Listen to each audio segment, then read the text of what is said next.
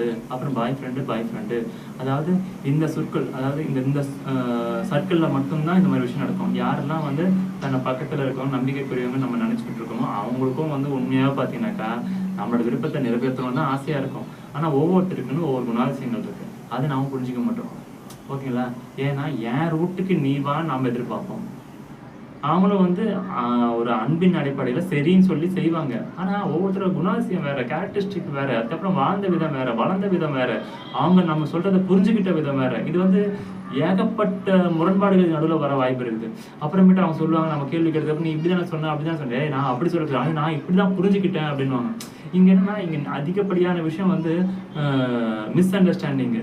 ஓகேங்களா? இது வந்து தவறான புரிதலாக இருக்கலாம். அப்புறமேட்டு அவசியமற்ற நம்பிக்கையாக இருக்கலாம். ஏன்னா அவங்க செய்யறதுக்கு அதுக்கான விஷயம் வந்து அவங்களுக்கு அந்த நாலேஜ் இல்லைல்ல. அவங்க கண்டிப்பாக அப்படி தவறான செய்ய அதிகமான வாய்ப்பு இருக்குது. ஏன்னா இப்போ நம்ம செய்கிறோம் அப்படின்னாக்கா நமக்கு அது நிறைய நாலேஜ் இருக்குது, நம்ம கரெக்டாக செய்திருவோம்.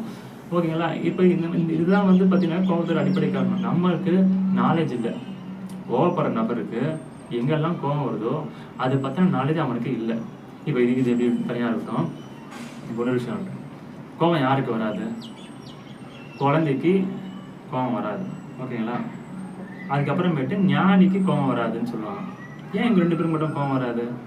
ஏன்னா இன்ஃபர்மேஷன் அதிகமாக இல்லாதவங்களுக்கும் கோபம் வராது, இன்ஃபர்மேஷன் அதிகமாக தெரிஞ்சிருக்கவங்களுக்கும் கோபம் வராது. ஓகேங்களா?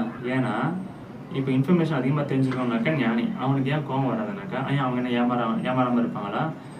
அவங்க எதிர்பார்த்து நடந்துகிட்டே இருக்குமா? அவங்க சொன்ன மாதிரி எல்லாம் செய்திருவாங்களா? அப்படி கிடையாது.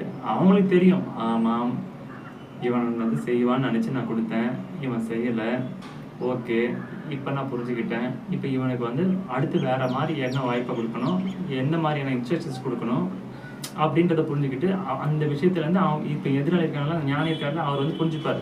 ஓஹோ, நீ இப்படிப்பட்ட நபரா, நான் ஒரு விஷயம் சொன்னேன், அந்த விஷயத்த நீ இந்த மாதிரி புரிஞ்சுட்டு இந்த மாதிரி நீ செயல்படுத்தியிருக்க, அப்போனா இதுலேருந்து நான் என்ன தெரிஞ்சுட்டாக்கா உனக்கு வேற மாதிரி சொல்லணும், வேற மாதிரி செய்யணும் அப்படின்ற ஒரு புரிதல் வந்திருக்கும்.